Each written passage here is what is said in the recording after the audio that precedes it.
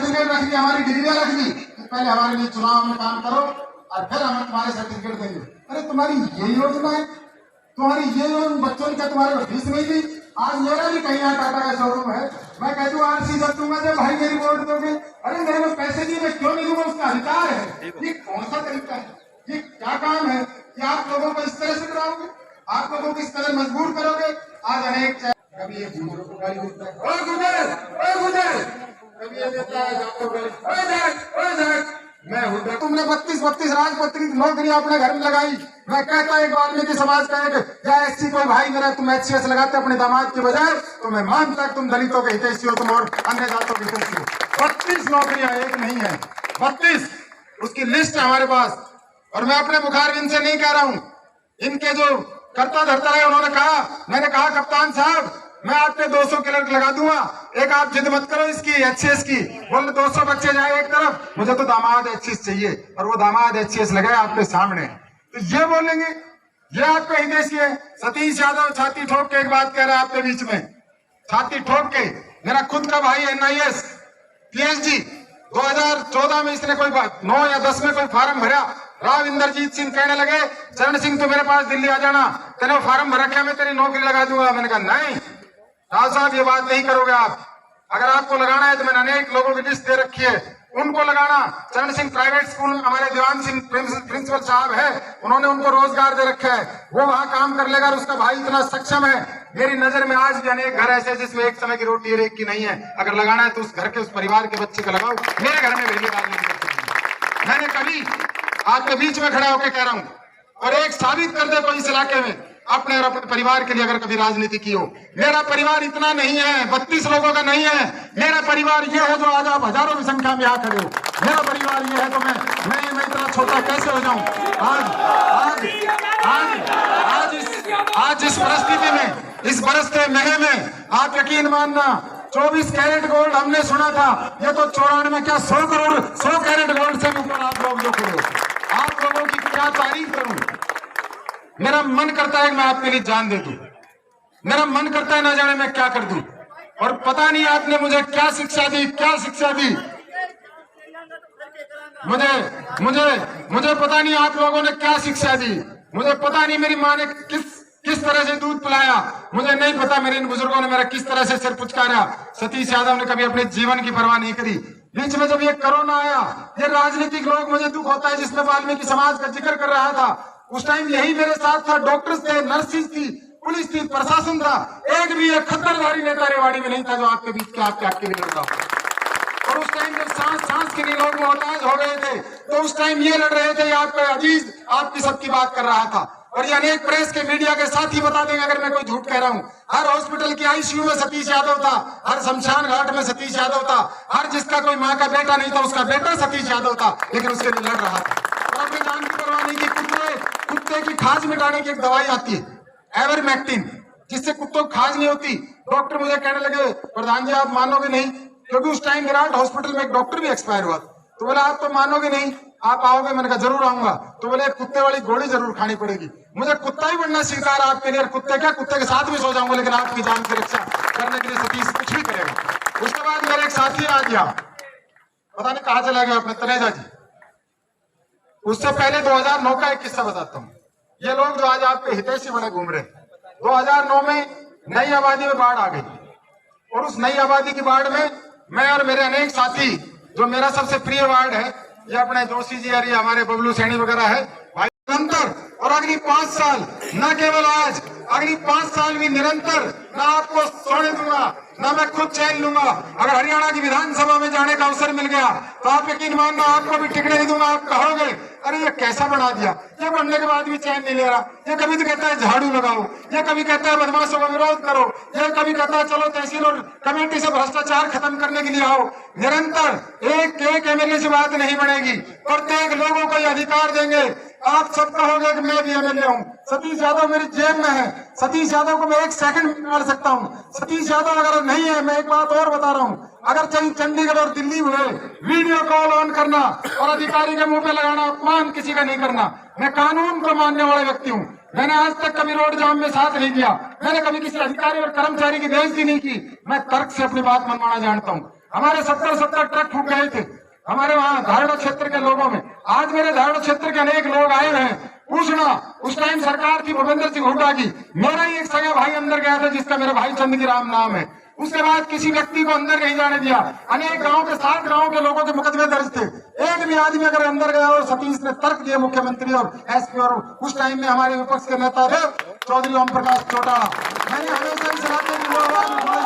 मुझे पता है कि मैं किस तरह का, मुझे पता है कि मुझे आपकी वकालत।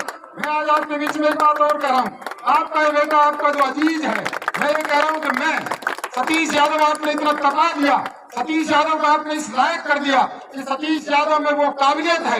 मैं खुद कहना नहीं चाहता कि जो इस इलाके के एक भी नेता में नहीं जो बोलने की ताकत आपके इस बेटे में, जो आपकी आवाज सतीश यादव उठा सकते हो, एक भी नहीं उठा सकते।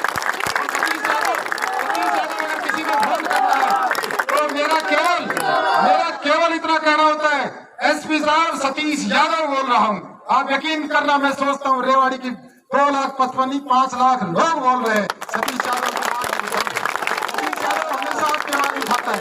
सतीश यादव हर चौक पर, चौराहे पे अकेला भी बोलने की हिम्मत रखता है। तो मुझे पता है आप आ जाओगे। सतीश यादव को किसी गनमैन की जरूरत नहीं है, सतीश यादव को किसी बॉडीगार्ड की जरूरत नहीं है, सतीश यादव को किसी से झुकने की जरूरत नहीं है। मैं अनुयायी हूँ शहीद आजम भगत सिंह का, जिसने इस देश की आजादी के लिए उनसे कहा था अगर आप एक चिट्ठी लिख दो, तो आप अगर माफीनामा लिख देते शहीद भगत सिंह, तो आप यकीन मानना देश आजाद नहीं होता। अंग्रेजी हुकूमत ने कहा आप चिट्ठी लिख दो तो हम आपकी फांसी की सजा माफ कर देंगे। उन्होंने कहा था चिट्ठी लिख दो। मैं इंतजार कर रहा हूँ कि कितनी जल्दी मेरी फांसी की सजा मुकर्रर हो। जिस दिन मेरी फांसी की सजा होगी, रेवाड़ी क्षेत्र का हर नौजवान उठ के चलेगा, उस दिन से देश आजाद हुआ। मुझे स्वीकार है अपना बलिदान, मुझे स्वीकार है इस रेवाड़ी में मरना, लेकिन इन दुश्वारियों से, परेशानियों से लड़ूंगा, चाहे उसके लिए मुझे मरना पड़े और चाहे कोई मारना पड़े, कुछ करना पड़े, मैं करूंगा। हर जुल्म और जाति के खिलाफ आवाज उठाऊंगा। चाहे बहुत महल देखे हैं, बहुत बड़े बड़े राजा महाराजा देखे हैं, और बहुत ऐसे देखे हैं जो बड़े बड़े नेताओं से मेरा खुद का संबंध है, जिनको आप मुख्यमंत्री कहते हैं, उनका अजीज रहा हूँ। आज भी इनसे ज्यादा मेरा संबंध, इनसे भी ज्यादा मेरे उन लोगों से। मुझे काम कराना भी आता है, काम लेना भी आता है। मैं कभी नहीं कहता, इस इलाके का दुर्भाग्य है, यहाँ के नेता क्या कहते हैं, मेरी अब मुख्यमंत्री से बनती नहीं है, अब मेरी चलती नहीं है। मैं इस रेवाड़ी के नौजवानों के लिए, अगर मुझे किसी सीएम के रात के अंधेरे में, दिन के उजाले में पैर पकड़ने पड़े, आपके काम के लिए झुकूंगा भी और उनके सामने नतमस्तक भी होऊंगा। इस बात के लिए नतमस्तक नहीं होऊंगा अगर मेरे खेतों में नहरी पानी आए, आपके लिए नहरी पानी ले जाए, वहां खटावली खेतों में पाइप दबा के अपने और अपने परिवार की बात करें।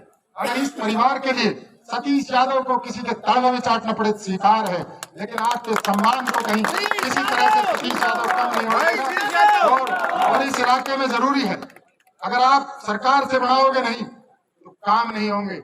और आज एक बात कह रहा हूं, निर्णय आप सबका होगा, मेरा नहीं है कि हमें करना क्या है, लेकिन अगर वहां सबसे बड़ी पंचायत में भेज दिए तो 50 साल की दुश्वारी एक झटके में दूर करा दूंगा, तो मुझे काम कराना है।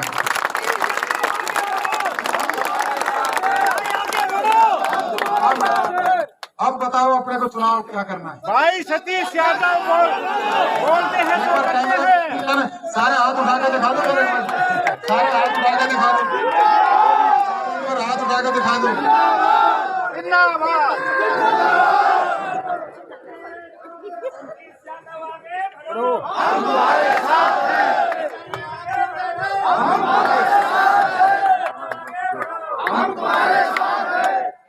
अब भाई कह रहे कहते विजय भाव का आशीर्वाद है, मेरे वो साक्षी भगवान, इससे बड़ा क्या गंगा जल साक्षात धरती मार बीच में हम, ये तो सबका आशीर्वाद है।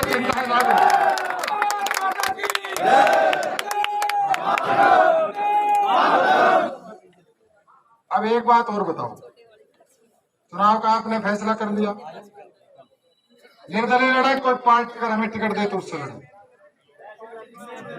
आपका ऊपर है प्रधान जी, कैसे लड़ो, निर्दलीय लड़ो। एक समझना, उसकी एक बात इसलिए कह रहा हूँ, ये मत समझना कि मेरी किसी से बात होगी, मैं बात करके आता भी नहीं हूँ, लेकिन कुछ पार्टियां मेरे संपर्क में है जिनके 2 बीजेपी कांग्रेस को छोड़ के, और ये कह देते हैं कि अगर आप पहले सिंबल ले आओ तो अच्छा रहे।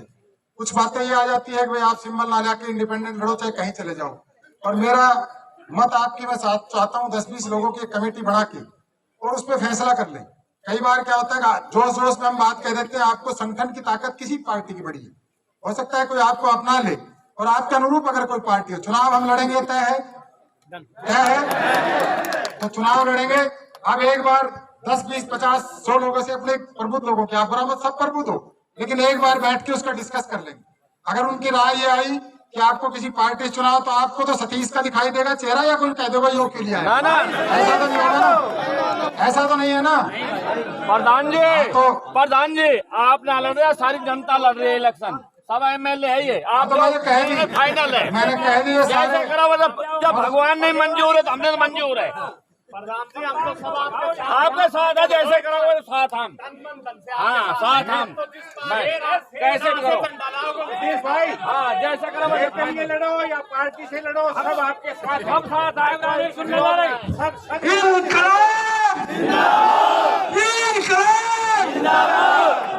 भाइयों सबको राम राम। ये सतीश प्रधान की अकेले की लड़ाई नहीं है।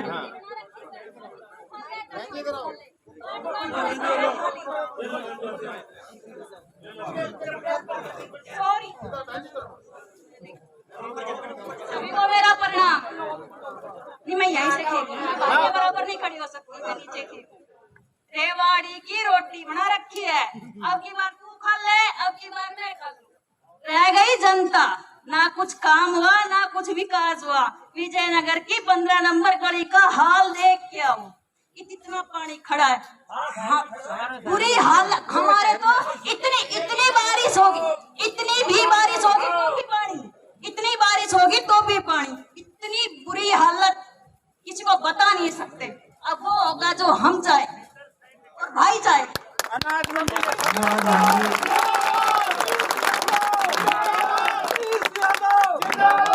अब अगर कोई भी अपने कोई बात भी कहना चाहे तो अपना विचार विमर्श कोई और बात तो कहना चाहे तो उनका स्वागत है। थोड़ा सा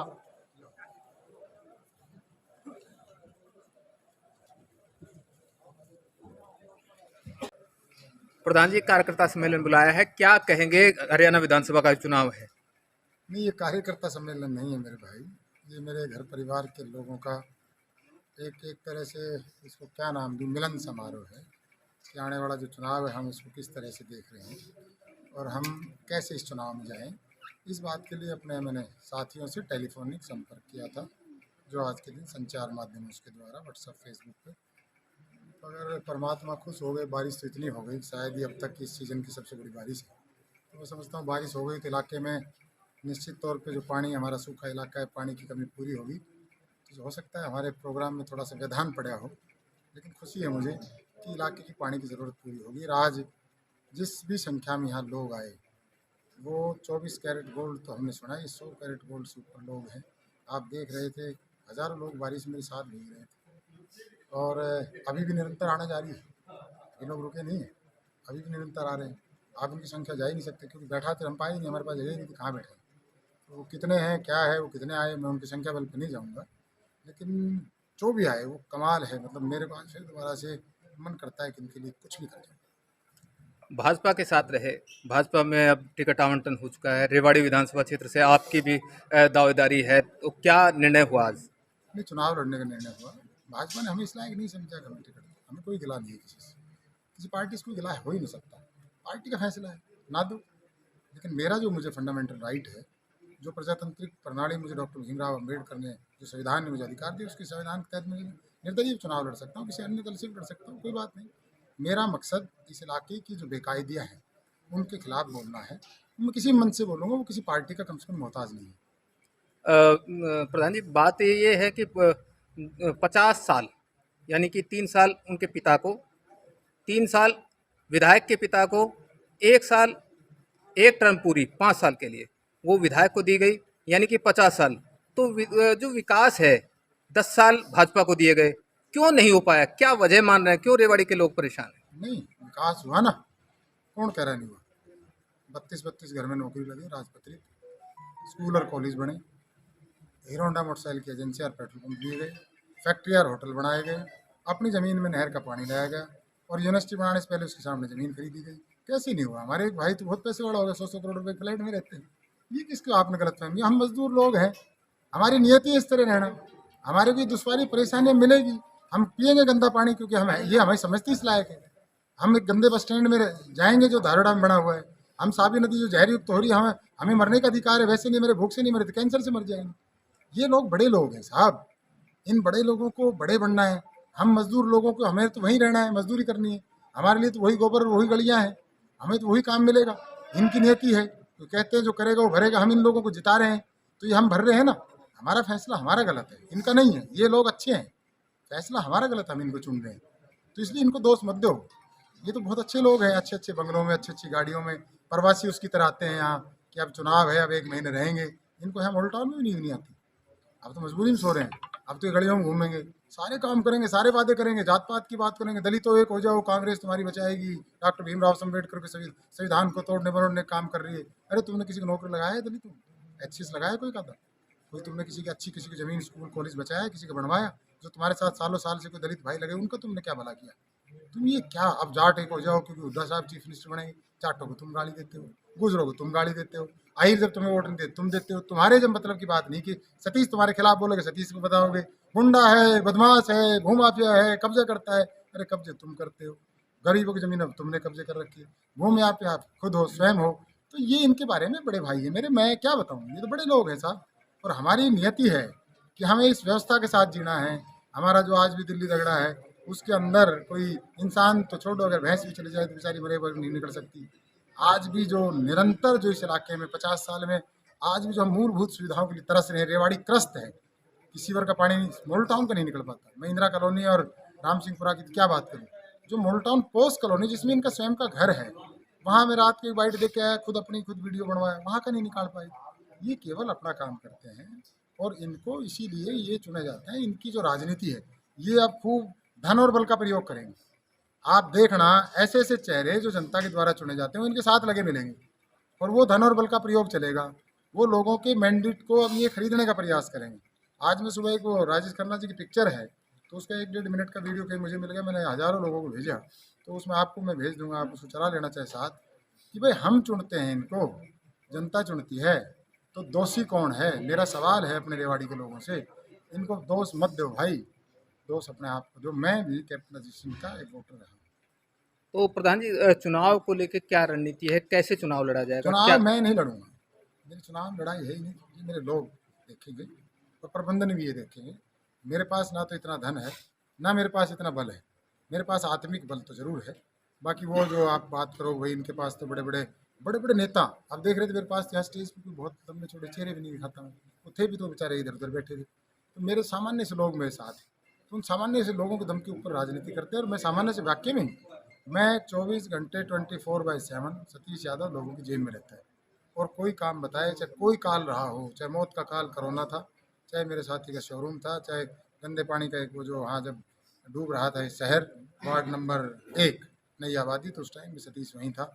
और कहीं भी कोई दुकान लुटे, मकान लुटे, किसी का मकान फटे, किसी कोई और समस्या हो, किसी घर को ऊपर से बिजली के तार जारी हो, तो बहुत से लोगों को लील गई थी, जिसका मैं थोड़ी देर पहले जिक्र भी कर रहा था।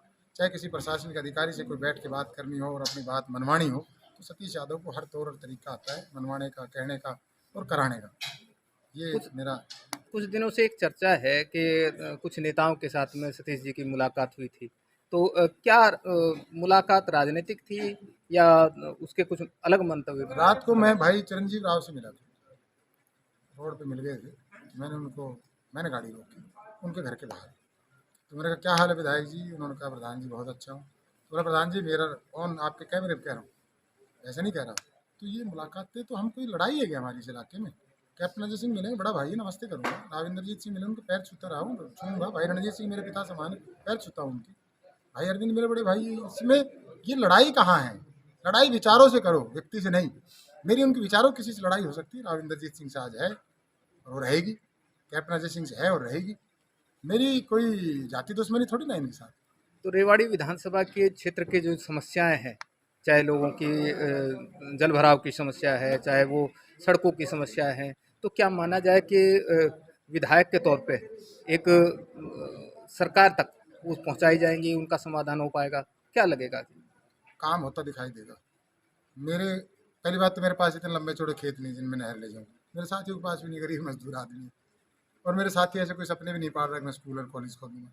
मेरे साथी तो ये चाह रहे हैं कि एक तो हमारा भाई शौचालय बना दे, शौचालय छोटा सा रेवाड़ी में, जहाँ कोई बहन बेटी जाए तो कम से कम उसको यूज़ कर ले। हमारे को स्वच्छ पेयजल उपलब्ध करा दे, सीवर युक्त पानी ना है।